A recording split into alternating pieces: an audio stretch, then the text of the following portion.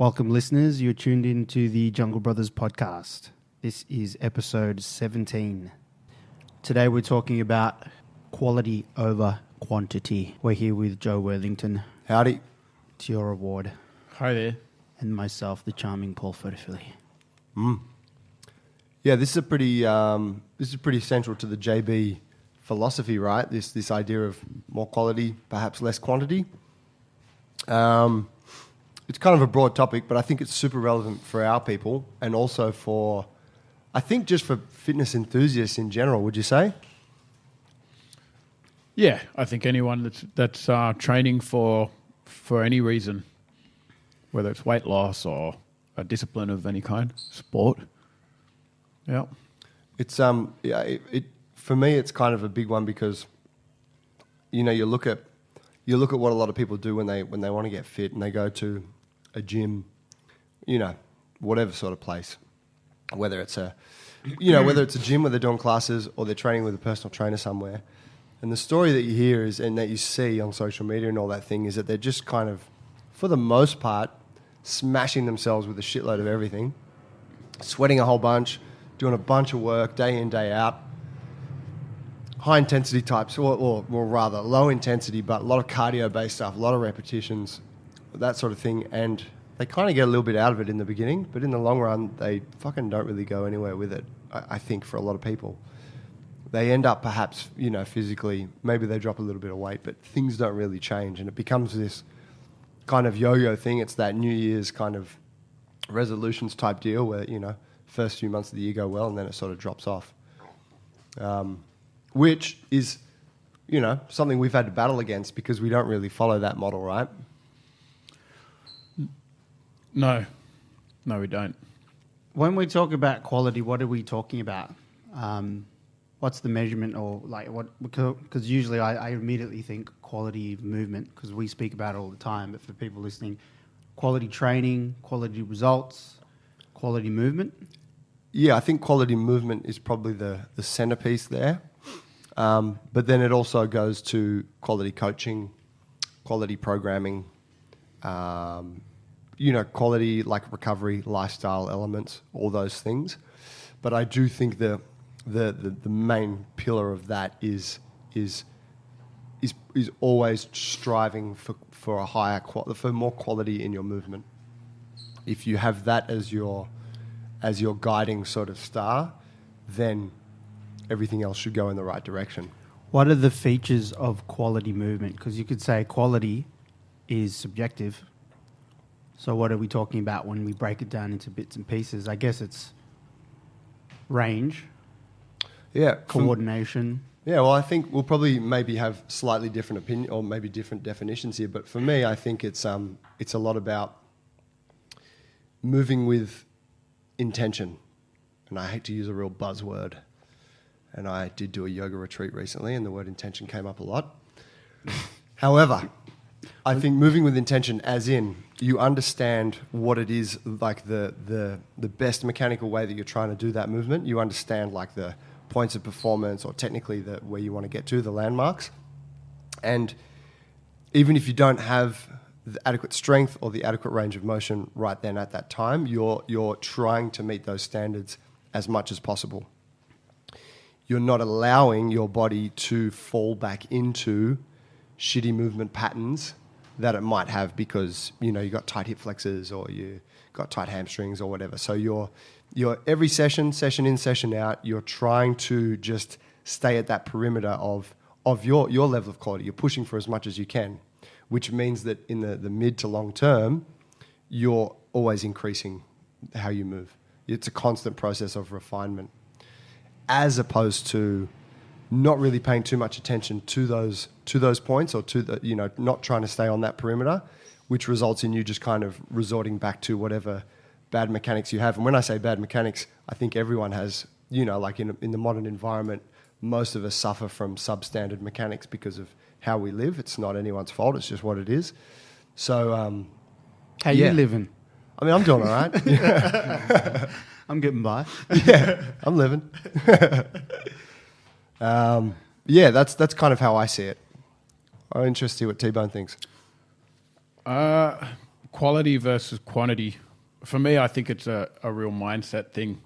So it's very easy to, when you're chasing quantity, if quantity is your goal, then to continue keeping that path linear. So just say I want to keep putting more weight on the bar or keep getting my times down in something, then a lot of the times you'll get to a point that if you haven't addressed the quality of your movement patterns, then you have to sacrifice the quality to gain more quantity. And I've done this before myself on the barbell, and I've chased the quantity and I haven't assessed the quality of the movement pattern, and I ended up injuring myself. And I think there's a lot of people out there that could probably say the same with that kind of thing. And whether it's your sprint training or trying to get your times down for your marathon or whatever it is, and you're just bashing the pavement out and you haven't really looked at your running gait or had a proper breakdown of your swimming stroke, and then gone back to the drawing board and worked on the mobility issues or the strength issues, whatever stability issues that you got, to increase the quality of that movement pattern, and you're just focusing on the quantity, that's when it can start to bite you on the butt.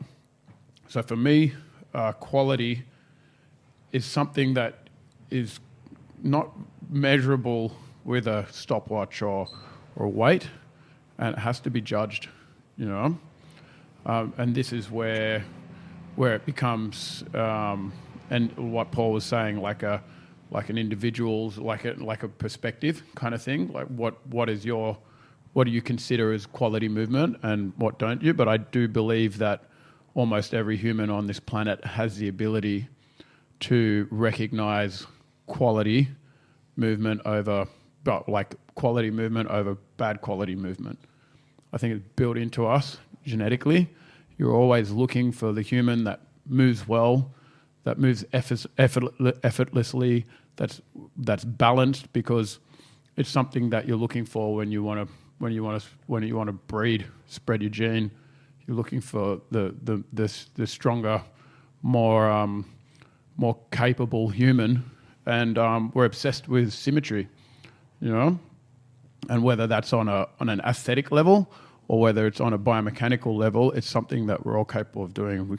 You do it when you watch even Olympians compete, and you see three amazing Olympians, all of them moving better than any other Olympian, like human you've ever seen, but you still know which of those three is going to be the champion, or you have an idea, and you can't really tell because you don't know the moves, or you don't know, let's say you're watching the gymnastics, but you just know that there's that one that's like spectacular, and you're like, you can't pick exactly why, but you know that the movement patterns are of the utmost of quality. So I think it's very easy to judge, and I think a lot of people overlook it because they're too obsessed with staring at the stopwatch or measuring the amount of weight they've got or whatever other measurement tools that they've used, and they've stopped to rely on their instinct and their their intuition, on how they're moving. They're ignoring the pain. They're not filming themselves and having a look at how they move from a distance and that kind of stuff. Yeah, it's a good point. I think it's probably like conceptually for a lot of people, it's a little bit distant.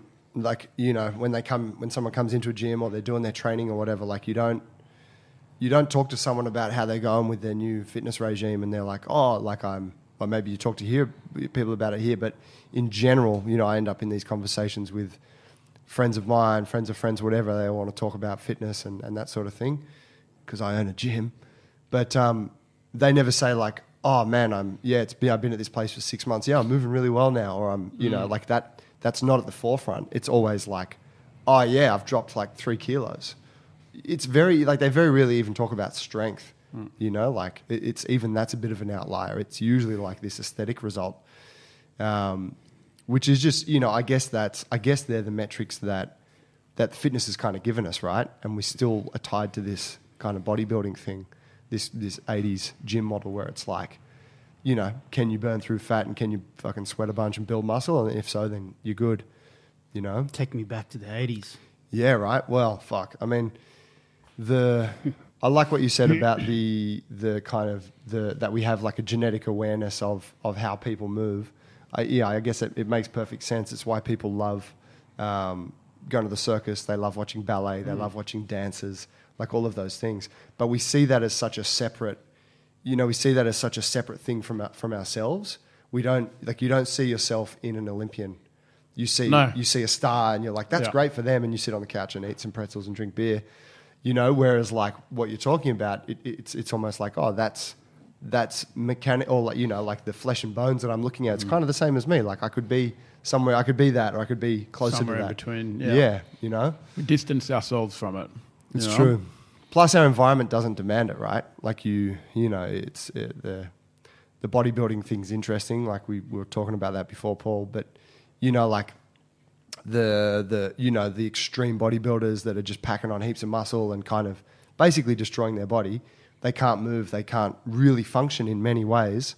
And Generally speaking. yeah, generally speaking, and I'm talking the extreme level. It bites them in the ass, right? Like I think Ronnie Coleman just had like his 7th back surgery and shit. Like, Did he die? Did he die? Did he die? Someone died. Fuck, he might have died. I hope he didn't. But like it's there's some really dire effects of chasing that kind of level of specialization. But our environment doesn't enforce that we need to move that well anymore. Like depending on how you look at it. I think we think that it does because we know that you can be pain free and you can enjoy the body you live in and you can do whatever you want with it. But for a lot of people, it's like, well, why would I want quality? I just want to look fucking jacked. What are the traits of quality movement? Going back to what I was kind of picking at earlier. I know you can identify it, but can we try and like break it down? Yeah. When you see something moving Minimal through effort, the gym, maximal effect. and they're sleek, me. they're moving efficiently. Yeah, so limit low levels of muscle lag. So muscle lag is your body fighting against itself, and you can see two people moving together, one with very little muscle lag and one with a lot. They could be very similar body compositions, weigh the same, look the same, but then when you watch them move, one tires more than the other, one looks like the joints shearing a little bit more because the body doesn't have good balance. It doesn't have, and plus the range of motion is limited, or the range of motion is restricted by its own vessel. Range of motion meaning the ability of the joint to express its range of motion, i.e. flexibility, mobility. Yeah, so it's like if you think about running with a rope pulling on you from behind, that's what muscle lag is. So if you're decreasing your muscle lag and then increasing your output, then this is quality movement. And if you're not doing it at the expense of joint compensation, then for me this is an expression of quality movement, and that could be in any context. I have a question on that. So with muscle lag, is that implying that the efficiency that occurs when you're seeing that person move at a high quality, is it implying that it's purely a biomechanical thing? Yeah, I guess so. Well, I mean, it's something that you can train. So, and a lot of time, I think it's very prevalent. Is that the word? Depends. Relevant? Continue your sentence. Prevalent in today's culture. Prevalent is a word. Because of the fact that we don't express our bodies to their optimal range on a regular basis. So when we do, we're fighting against ourselves a little, Yeah. Plus our goals tend to be a little bit different because the aesthetic thing is such a big thing and building lean muscle mass is important. We tend to overlook so we focus on the quantity and we overlook the quality of the muscle that we're building and its ability to produce force and do what it's designed to do.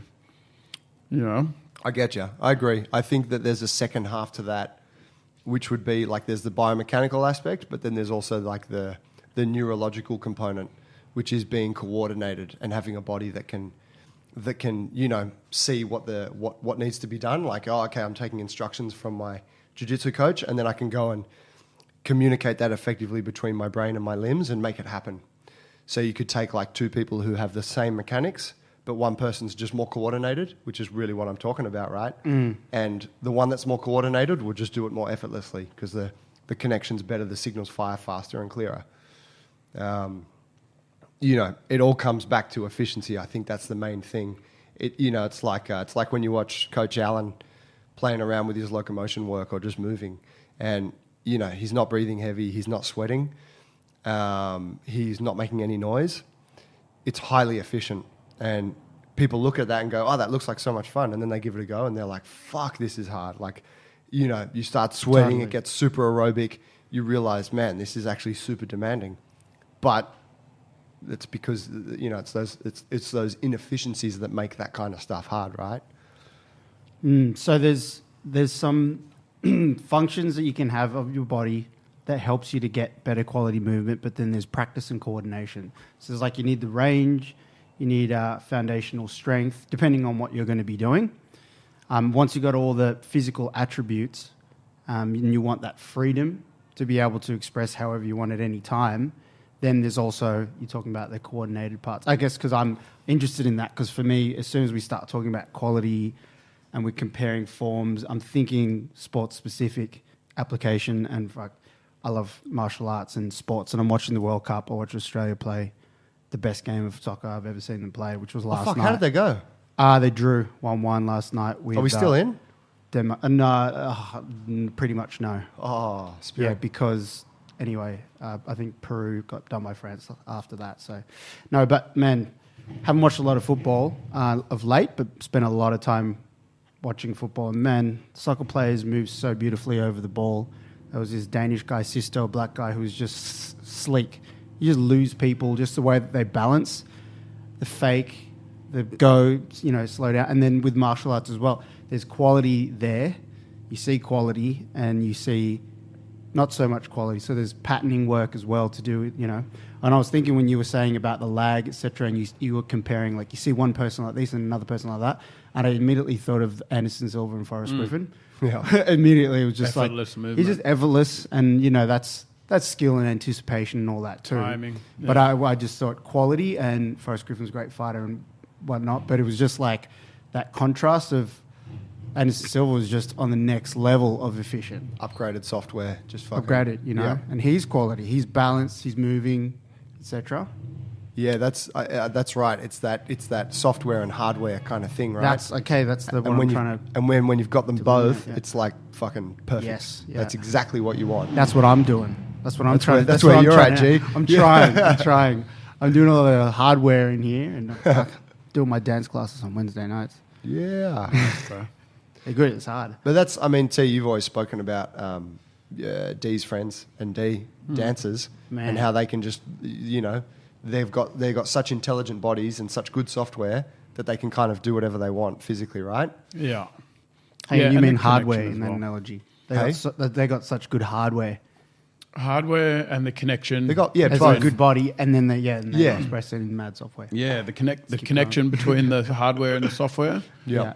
And the software to be able to look and mimic, Yeah. So to see someone do something, okay, I can do that, and then be able to replicate those same shapes and patterns and execute that movement, So I think there's it's a whole component, isn't it?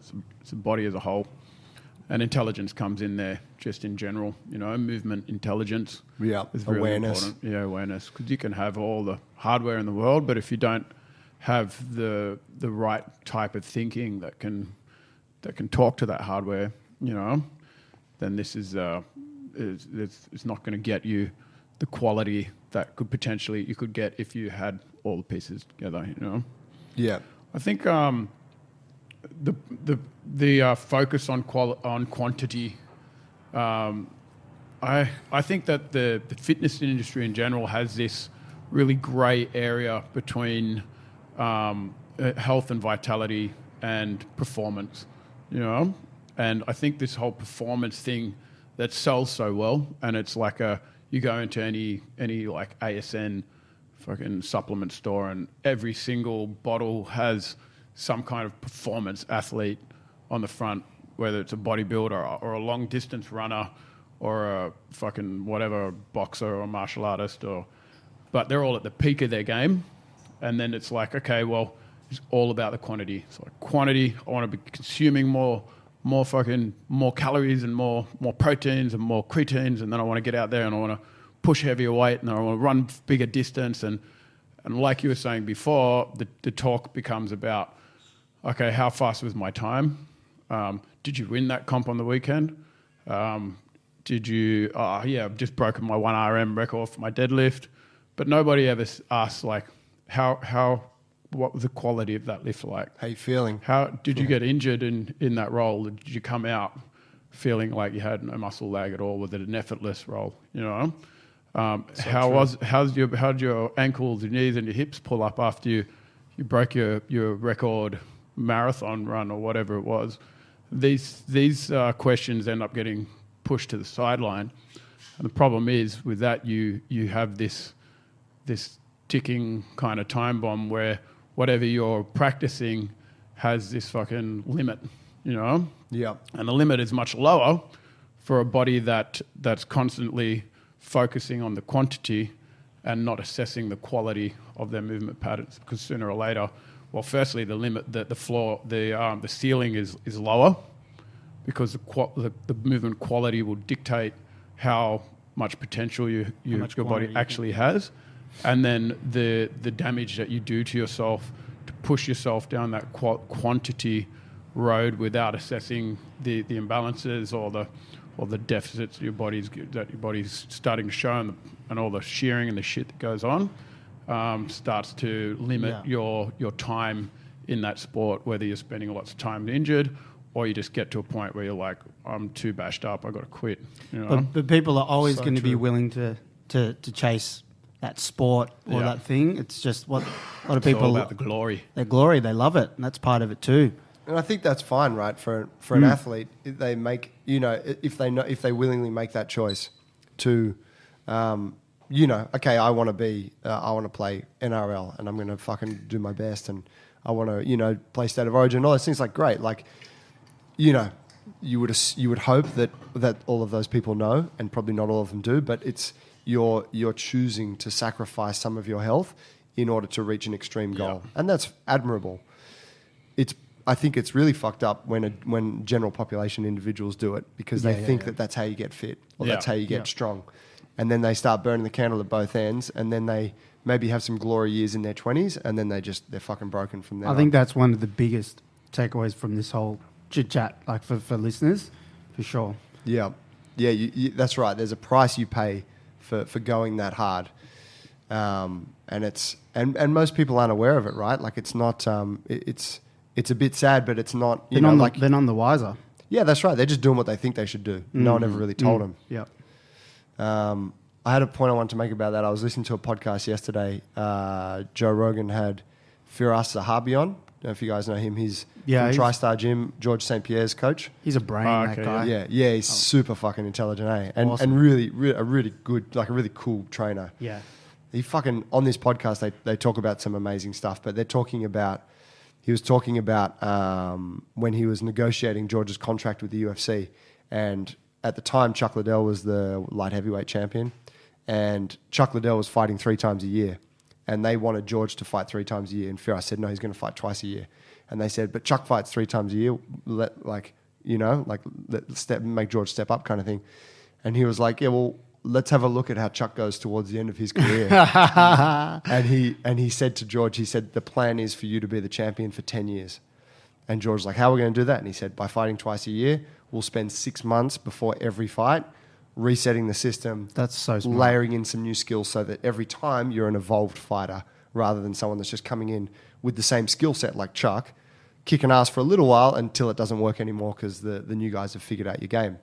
But I just thought that was a really interesting approach, like that sort of taking that long-term perspective, and like, okay, let's do this in a, whether or not you could say it was sustainable. I'm sure GSP is going to have some fucking injuries of his own to deal with down the track, but still, in terms of fighters who have been, in the at the most intense level of elite sport and been able to stay in the game for a long time, he's one of those guys. Yeah, and come out okay at the other end. He's on that GST now. Is he? Oh, he Big loves time. the gymnastics, eh? Yeah. Yeah, they love it. I Yeah. saw his training videos. He's freaking, handstands on rings and stuff like that. Yeah, it's true. Crazy. It's well, that was an interesting thing actually. They were talking about his training, and he was saying that they never max out on anything. So they do a lot of plyometric work and a little bit of strength work and that kind of thing. But they, if they're working at an intensity that George could do 10 reps of something, they'll just do 5 reps. And that idea is that it's high quality all the time, but that it's repeatable day in and day out because they're not breaking down the body and he's not having to miss training days. I think you could safely say that most professional athletes would train sub-maximally, and the only time we get to see them is when they're on the field or competing at a maximal level. But that maximal level is only, for GSP twice a year. For other athletes, it's, for a season. But then we look at the way they're moving and how hard they're pushing themselves when they're competing, and we try to apply that to our own training, which is on, a day-to-day basis. And this is where things can go wrong, Yeah. And you see it in CrossFit a lot. And I think the problem there is that, again, there's this grey zone or grey area between strength and conditioning and a sport, playing a sport. And it's even greyer there because the sport is strength and conditioning, which is, strange in itself, Totally respectable, but it just sounds so stupid that the strange. sport is strength and conditioning. Yeah. But I'm down with CrossFit, don't get me wrong. Yeah. Yeah, it's true, right? Like I remember, like you would, probably only 5 years ago when you'd be able to see like a video of what like Dmitry Klokov is doing for his weightlifting session, and you'd be like, oh, well, fuck, I'm just going to do that. And it's like, no, hang on a second. Like this guy's like been an elite level weightlifter for like his whole life. He's a heavyweight. He's got a periodized training structure that's been, handed down by. It's like you can't copy that. No. You can fuck yourself up. But I tried to do it. You know what I mean? Like, and I think that was happening a lot within CrossFit, right? It was like, well, what are these guys doing? What's Rich Froning doing? Yeah. Okay, cool. Let's do that. Let's do that workout and hit it real hard. That's an interesting one that I feel like that comes back to our people here and to like general population and their fitness is this idea of trying to win every workout and trying to smash every session and having that real short-term view of like, I got to go fucking hard every day. Otherwise, I'm not going to get anywhere with this. I feel like that attitude is really damaging for an individual. It's damaging. And it's not just...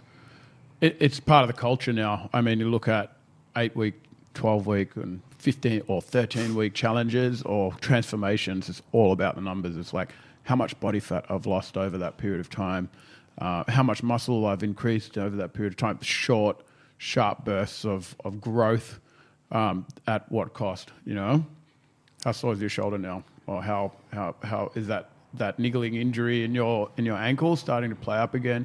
Have you exhausted yourself so much that when you pop out the other end, you're just going to fucking binge eat and get back to where you were? The other thing that happens with this style is that if that's the only thing you're learning, then once it's all over, once these short stints are over where you're just chasing numbers, what have you got after that? Like, where do you go from there? You only know one other way, and that was the way before you started, and that obviously wasn't what worked, That's right. It's hard for those people going really hard because that's really stemmed from their lives that they're super busy with work, etc. And it's the going really hard because they only get 2 hours in the week.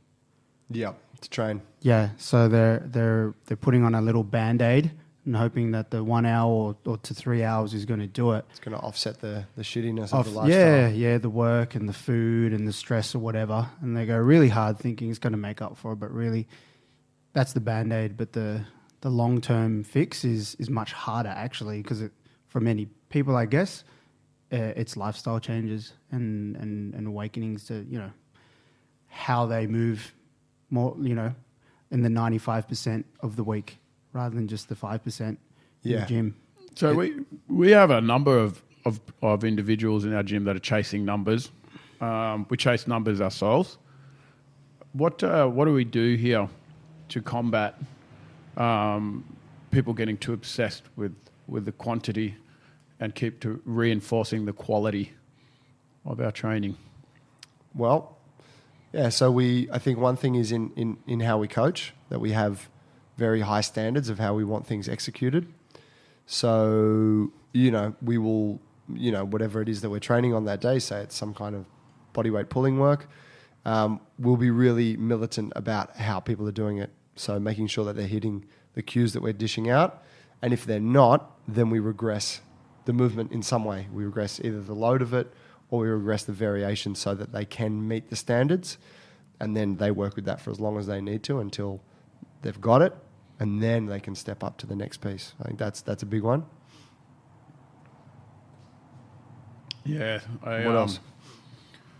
I think having a lot of complex movement patterns slows people down a lot too, which I think is a good thing. Like getting people to move slowly. This is something that you just don't practice in your standard anywhere, really. Everything's about moving quick, Get a sweat on. moving quick or moving heavy.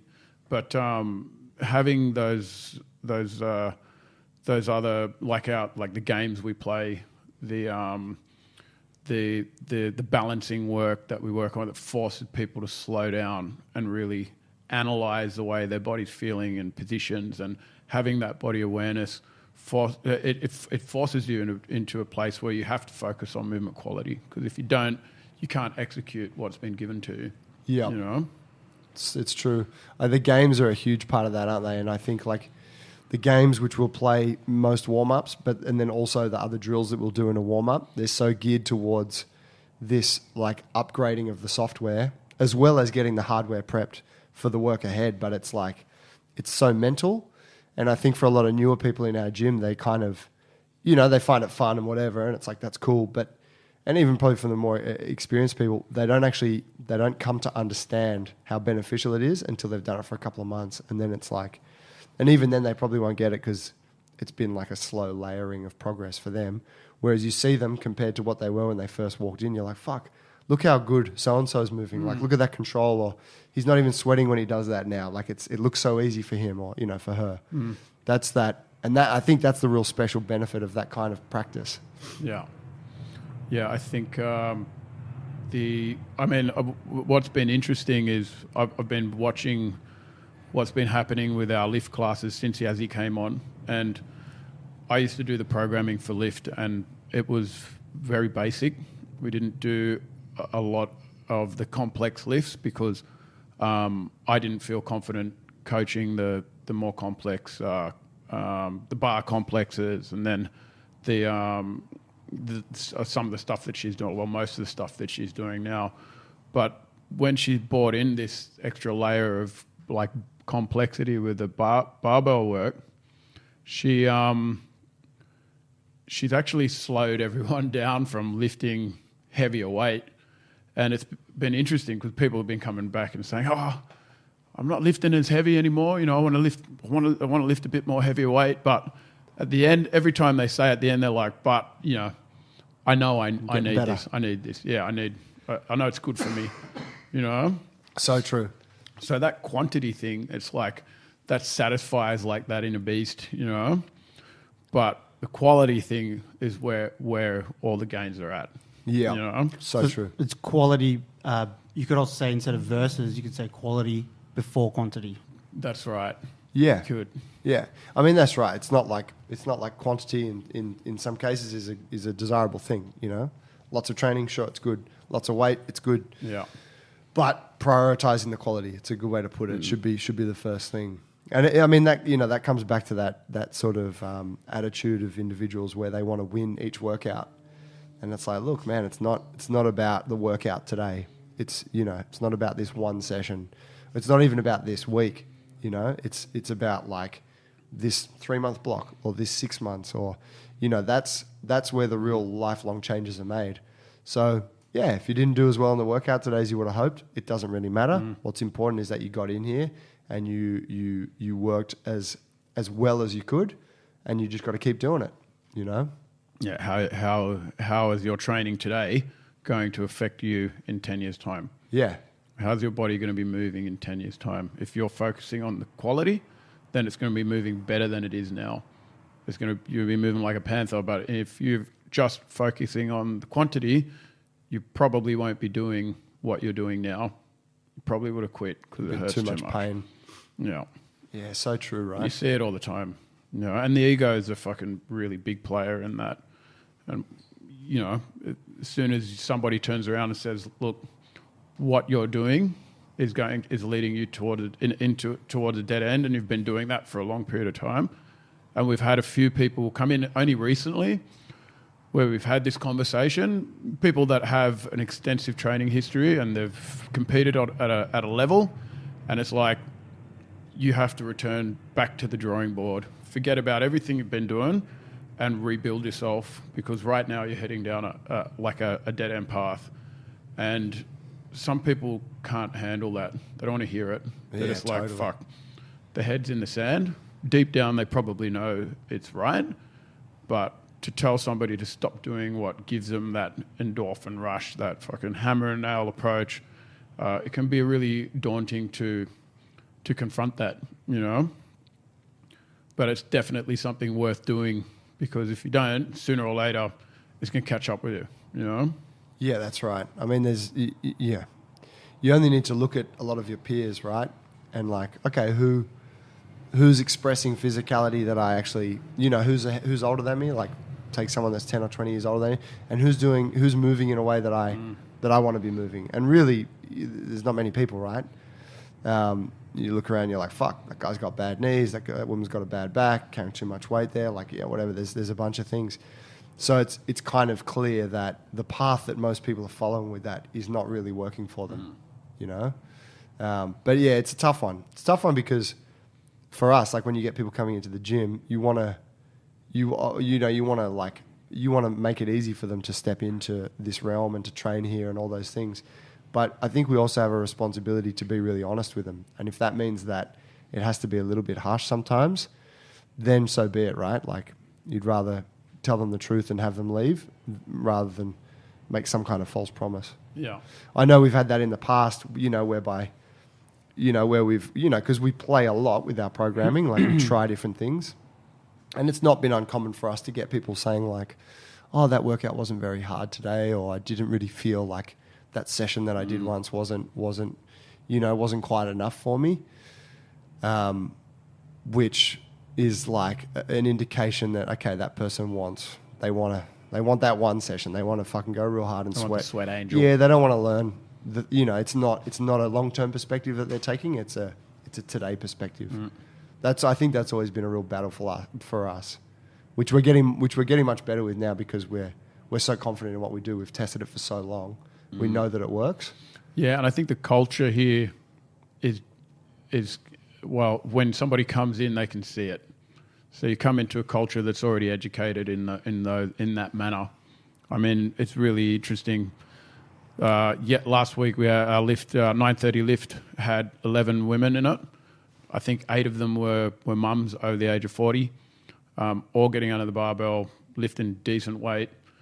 That Tuesday night, it was stretch, and I think there were probably, out of the 20 or 18, I think there was like 14 males, all under the age of 25, all carrying a lot of muscle. And it was just a perfect reflection of how the individuals in our gym have looked at the areas that they feel that benefit most from the time they put into their training,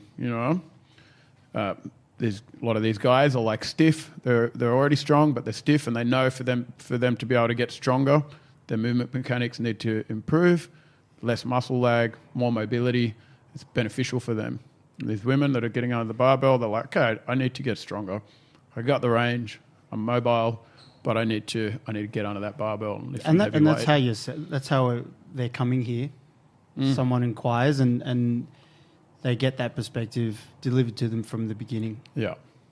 So they have that under their belt. They come into the gym, they see the programs, and they realise like why the spread is the way that it is.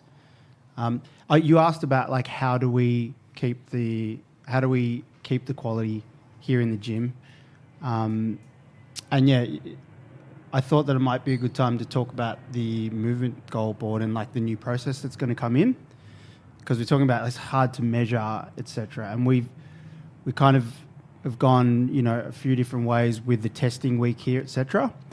And something that we've been chatting about a lot in the last month was how we can make the testing, our 12-week testing here in the gym better.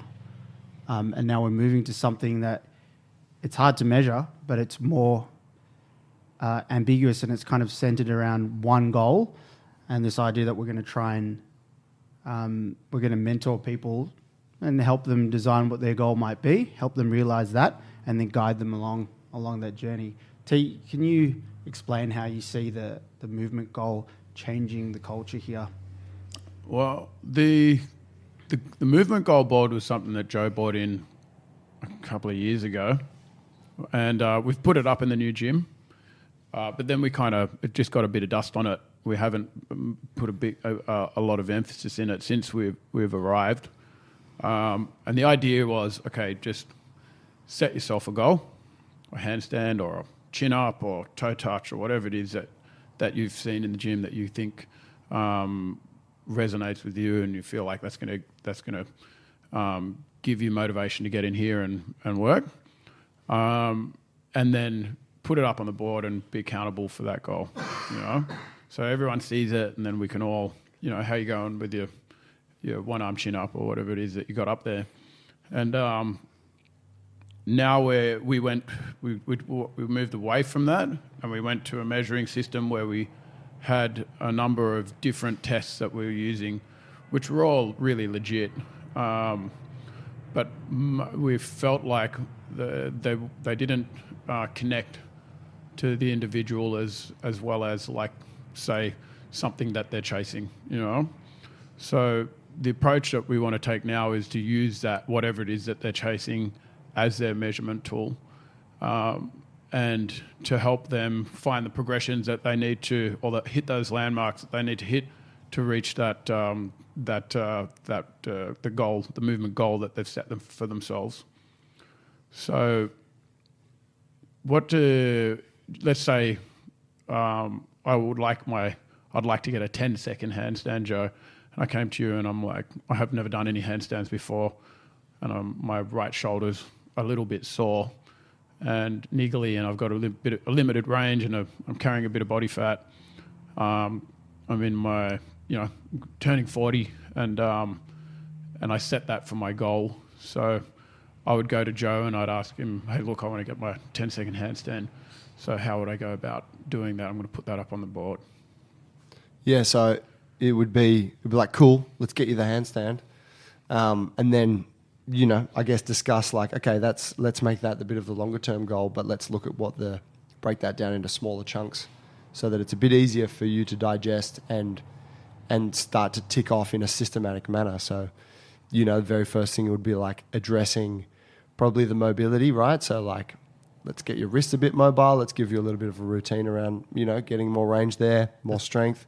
Let's get the shoulders a bit more mobile. So you got an injury. Okay, let's start with some really basic, like maybe some assisted hanging work, just to start to build a bit of range and in a real kind of sort of gentle way.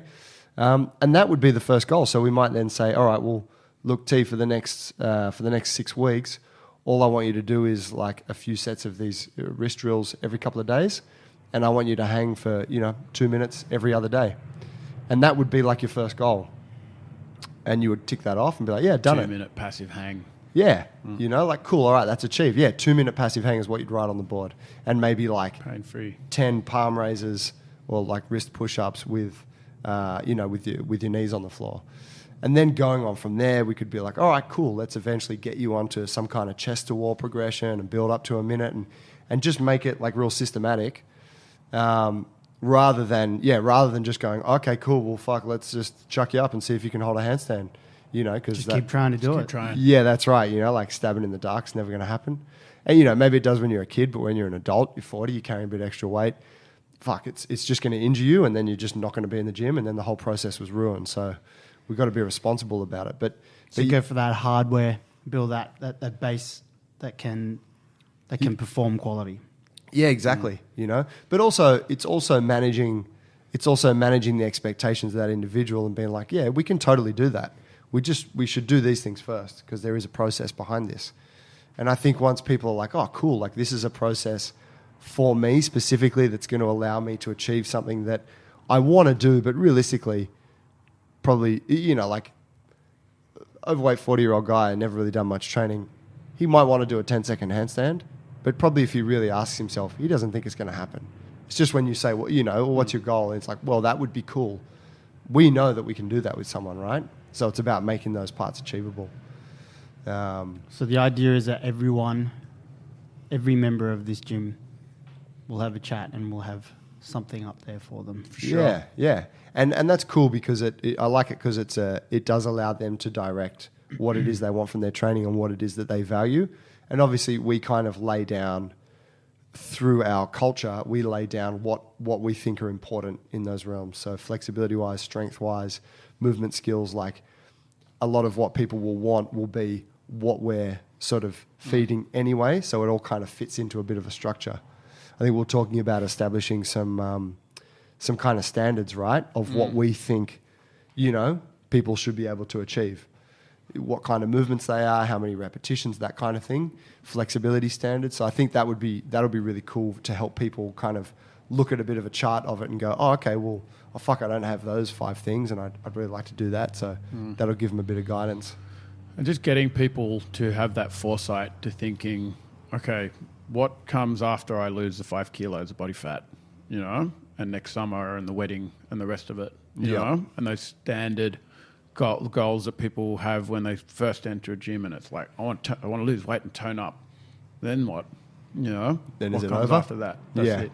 You go back and put the my weight eyes back now? on and lose the tone, and that's generally what happens because you've set that goal, you've hit it, and then you're just flying blind. You know, there's no context. But if you have that foresight, if we can get people into this like mindset where they're like, okay, I'm going to set a goal that's out of reach, and then I've got this midterm and short-term goals that I know are taking steps towards this long-term goal, and there's steps in between there, then we know that over time they're starting to change the way they think about how they move, and rather than having this approach, this quantity approach to every session where it's got to belt it out, they're thinking, oh, I got to fucking last, you know?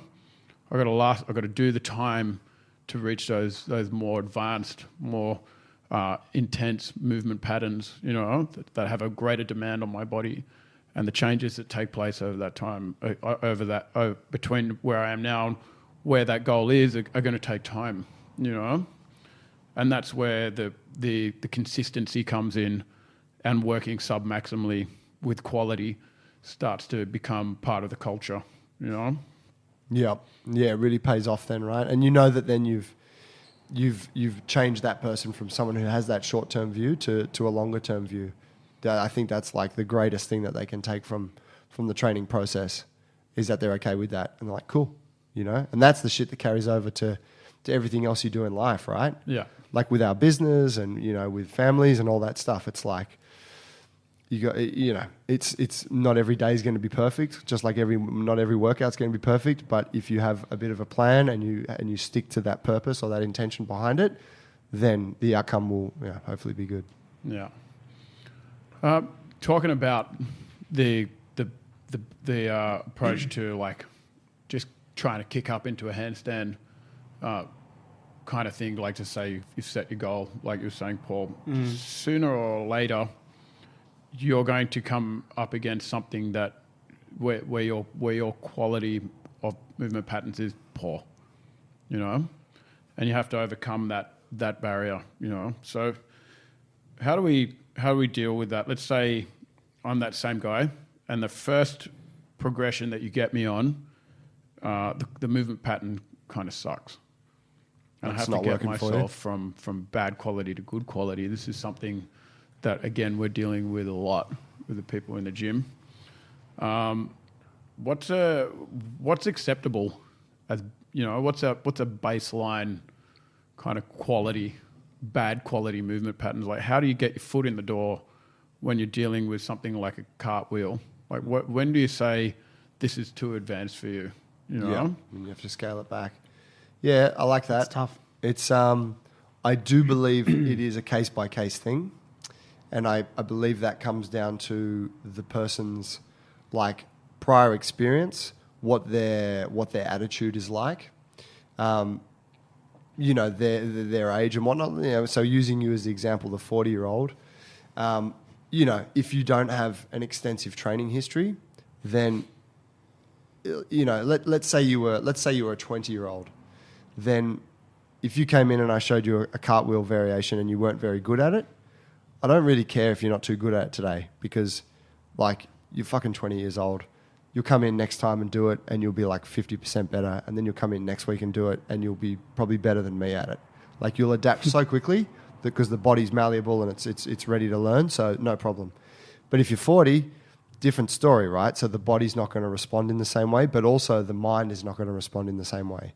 So if I get you to do something that maybe even if I know that you're going to have a few hard sessions, but it will get better, I might have already lost you mentally by that point, because you're like, well, I keep turning up to this class and I can't do the fucking thing, so I'm out of here. So, you know, so I'm going to be a lot more sensitive to the 40-year-old.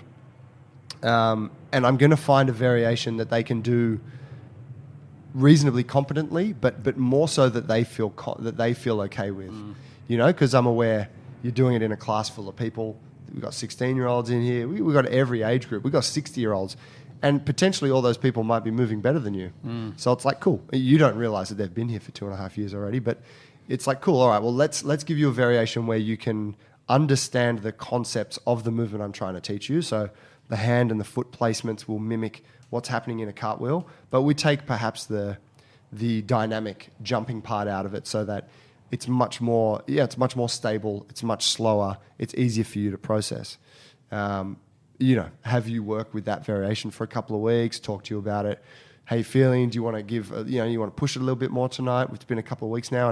And when I feel that you're at that point where you're like, let's give it a go. Then it's like, cool. I know that the software has gotten to a point and the hardware's gotten to a point where we can then move to the next level, you know? But I think it's a one-to-one thing, and it's a really, you know, there's everyone responds a little bit differently to that kind of stimulus. Yeah, it's a standards thing, isn't it? Yeah. So like keeping, like you call it sandbagging a little bit, so you're holding someone back just a little bit longer than they might want to hold themselves back, just to make sure that they get the most out of the progression that they're on. You know? And you can apply the same thing to your lifting patterns. Like you want to put weight on the bar, and it's very easy for you to continue to put weight on the bar, and for the quality of the movement to regress every time you do that, if you don't give yourself enough time for the body to make the changes necessary to keep the quality of the movement as you continue to load the bar. The same thing approaches when you're looking at movement intensity and movement complexity as well. It's the same approach. You have to spend time on the same progressions for a fair bit of time before you start to have the right amount of change with the connective tissues and your tendons and ligaments and even your bone structure, you know, to deal with the pressures of the next progression or the heavier weight or the faster time, whatever it is that you move into, you know. So I think that's important as well, just to keep people where they are a little bit, and don't let them try and jump ahead, because it's very easy to get into that. Oh, I just want to do what that guy's doing. Yeah, I'm ready. You know? I'm ready. I can jump on the rings now. Yeah. Get off the box dips.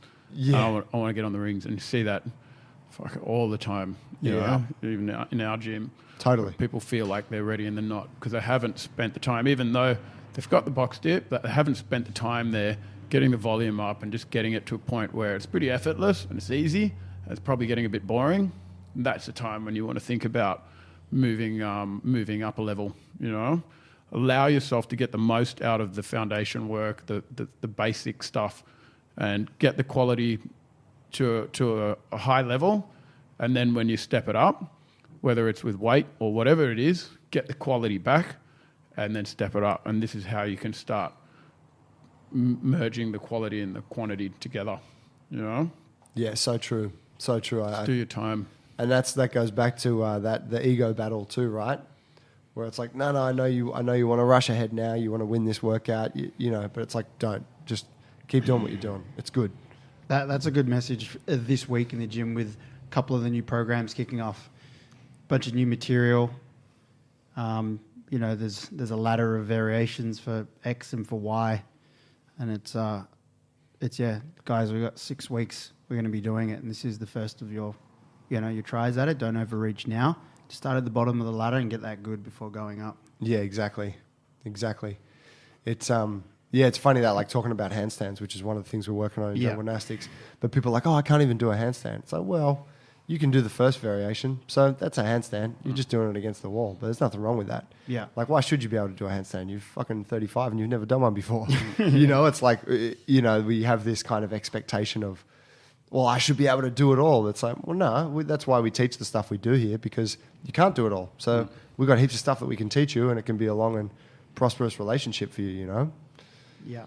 Well, I think that goes back to the culture in a standard gym. Is most places that provide group fitness have a wide variety of movement patterns, but every single movement pattern is accessible. Yeah. You can do it on day one. Yeah, and this is an easy model to cookie cut. So you can pump out a bunch of these gyms wherever you like, and you can chuck any old trainer in to teach that particular style of training, because the movement patterns, you can learn them in 10 minutes and anyone can do them. And there's nothing wrong with that, and it gets you your foot in the door, and it'll lose the body weight and tone up the muscle, but that's where it ends. And that will probably end within, it'll last you, before you start to plateau, probably about 12 to 16 weeks, to be honest. Yeah. And then you've gotten everything you're going to get out of it. Then you've got whatever you can get out of it. And then usually it's either going to be boredom that pushes you out, or an injury, because the mechanics haven't had a chance. You haven't assessed or dealt with the quality of those patterns. It was like when I went and tried that new gym that opened up in Surrey Hills a few years ago, before we had our own gym. Mm-hmm. A bit of a franchise. They do 45-minute workouts. I won't mention any names, but I went in, and it was super busy, and I just wanted to try it because there was a lot of hype around it. So I'll go do a class, and I booked in for a free class, whatever. And the workout, like, we got in there, and there was like a 30-second warm-up. It was like, well, jump on your back and like roll around a little bit, loosen up your back, and they're like, cool, here's station 1 to 8. We're doing it for like 45 seconds each or whatever, like, let's go. And the stations were all really basic. It was like jumping on the spot, like split legs, like jumping back, jumping forward. One was pushing a sled, one was fucking riding a bike, rope slams, whatever. And the guy who was coaching it was like super interested in me, because I was like the fittest guy there. And he was like, what are you doing here? And I was like, oh, I just wanted to come and try it out. And he's like, oh, what kind of training do you do? So he was running this class, but more interested in having a conversation with me at the time. I was happy to talk. But I was like, I questioned him on the exercises, and he said, yeah, well, we just choose exercises that are really easy so that anyone who comes in can do it. And, and I was, because so no one feels intimidated. And I was like, well, I see some kind of rationale behind that. That's cool. What was funny is that, I did the session, said goodbye. The next day, I ran into the girl who was working with him. I ran into her at the cafe, and she spotted me, and she was like, hey, you came into the gym last night. And I was like, yeah, I did. And she was like, so have you signed up? And I was like, no, I haven't. And she said, why not? And I was like, it's too easy for me. And she was so fucking offended.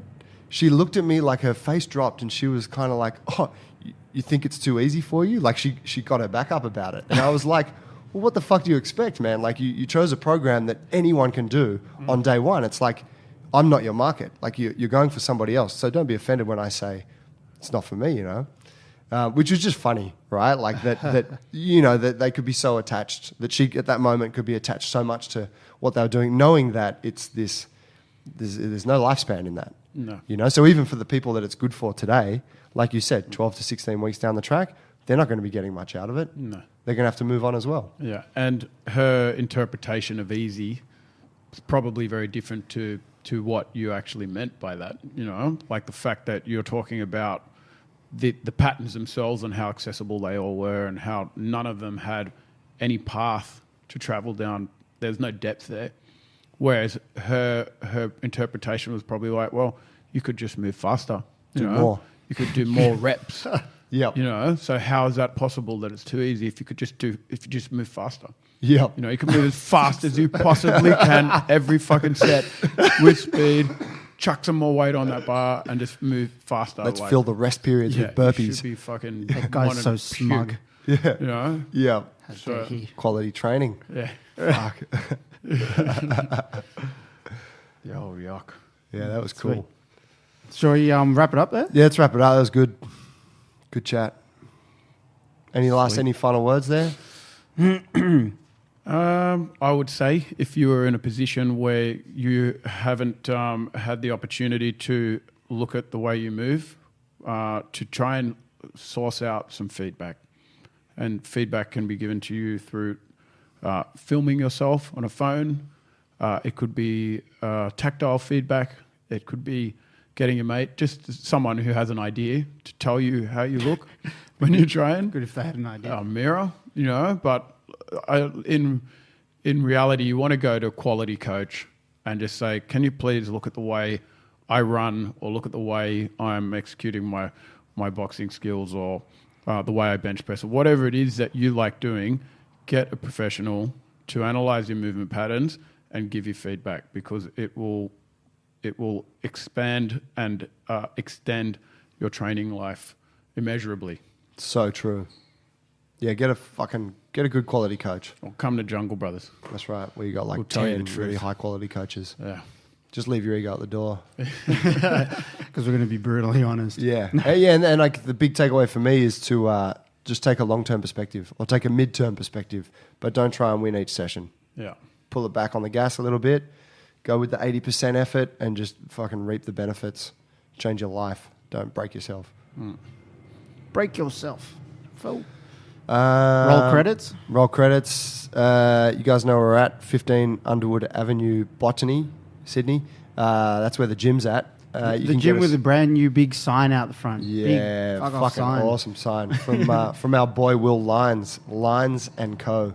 You should check him out on Instagram. The guy does amazing fucking crafts work. Joe Mappy, Johan, Joe Mappy, our designer, shout out. Joe Mappy. He on heard from Instagram. him yesterday actually good. on the gram. But yeah, we're here. We're at junglebrothers.com. If you want any more information, you can see our blog and all our podcast episodes there.